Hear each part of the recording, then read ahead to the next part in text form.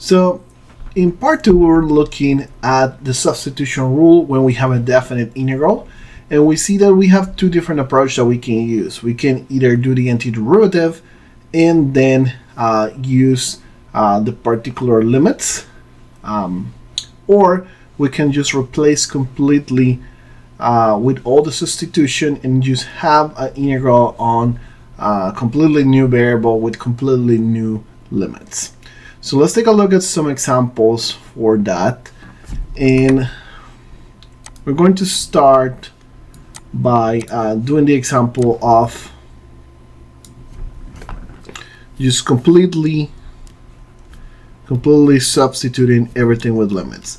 So we have the function 1 over x plus 3 cubed dx. So clearly, because this is kind of like 1 over x, or 1 over u cubed, actually 1 over x cubed, we can use u to be x plus 3.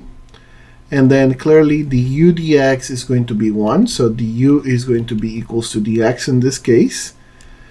And we can replace that integral with 1 over u cubed du.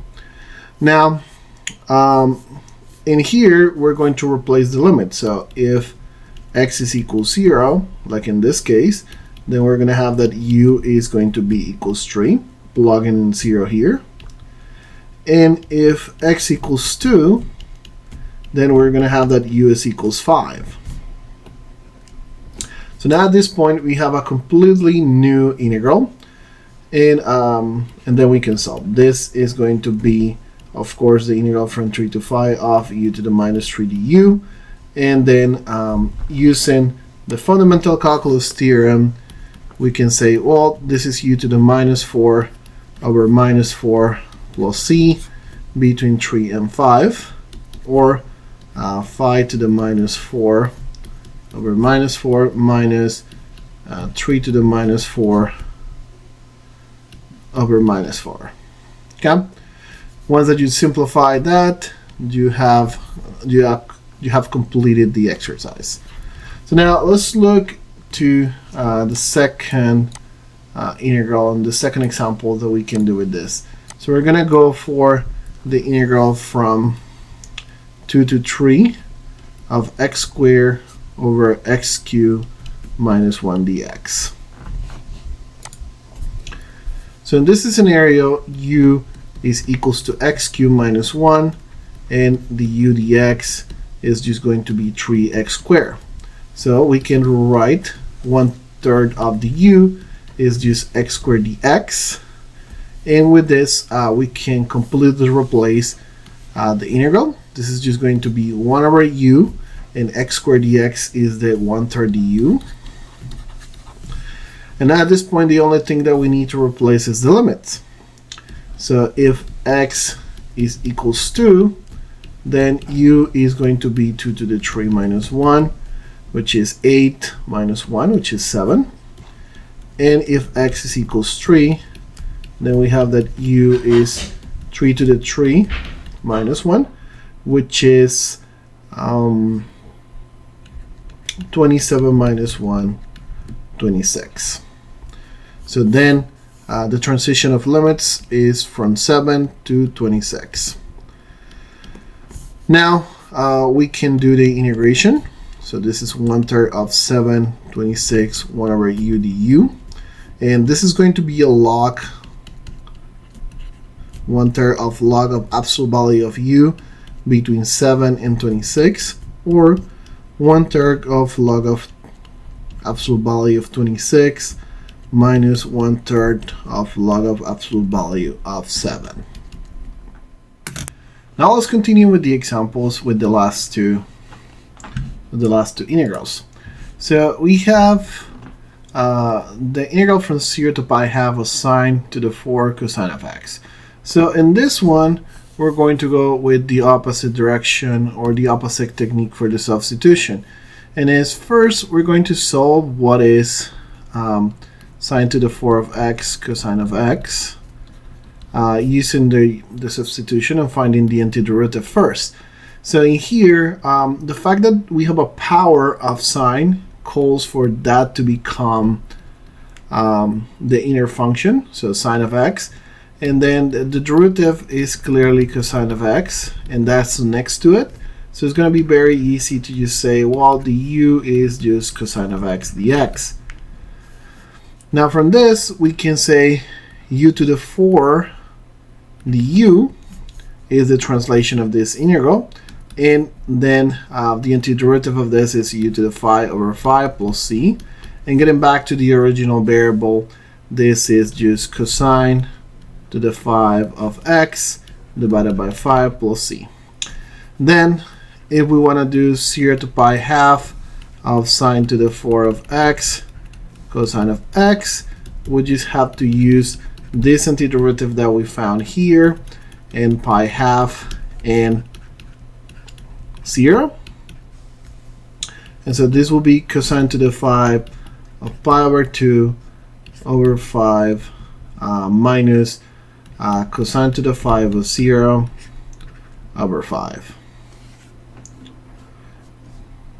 Notice that we get rid of the c's because that's going to go away from here and from here. Now we find the result of this. Cosine of pi half is 0 and cosine of 0 is 1. So the result of this integral is going to be minus 1 over 5. Last, we have the integral of cosine square of theta. Now for this, we're going to need to use an identity. So we're going to use the identity of cosine square of theta being 1 plus cosine of 2 theta over 2. Okay, you might be wondering where's this identity coming, and this is coming from the double angle identity of cosine square of 2 theta being cosine square of theta minus sine square of theta, and then this can be represented as 1 minus cosine square of theta. So this is 2 cosine square of theta minus 1. And from here, moving to the other side and solving for cosine of x squared, we have this identity. Now we have then the integral from 0 to pi half of 1 plus cosine of 2 theta over 2. And in this example, we're going to use the formulas that we learned. So we can split this integral in two. We can do 1/2 of 0 pi half 1 to theta plus 1/2 0 to pi half of cosine of 2 theta.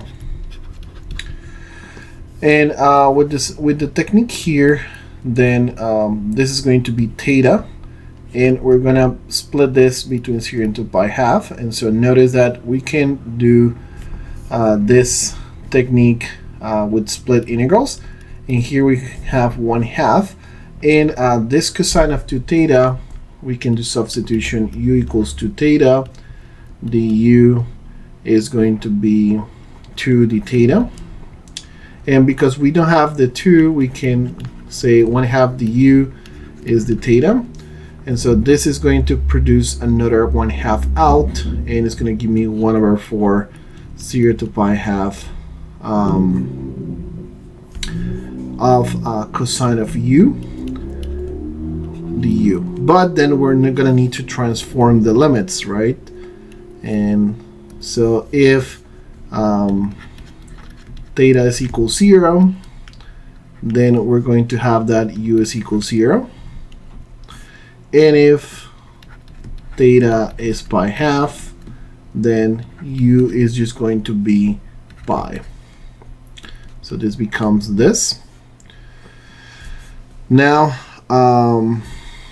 this is 1/2 theta 0 to pi half, and this is 1/4, and the integral of the antiderivative of cosine of u is going to be sine of u. So it becomes sine of u, and then I can plug between 0 and pi. And so at the very end, this is just going to be 1/2 times pi half, and this in 0 is 0, plus 1/4 of sine of pi, and sine of pi is 0, sine of 0 is 0, so this is going to produce just 0. and at the end this is just going to be pi over 4. Okay, so as you can see, you can approximate integrals to substitution in a different array of ways, and they're all okay, but you just gotta be careful on the ways that you use them. Now, to finalize this section, let's talk a little bit about how substitution is related with the transformation of the area that we're integrating. So for that, let's see the following example.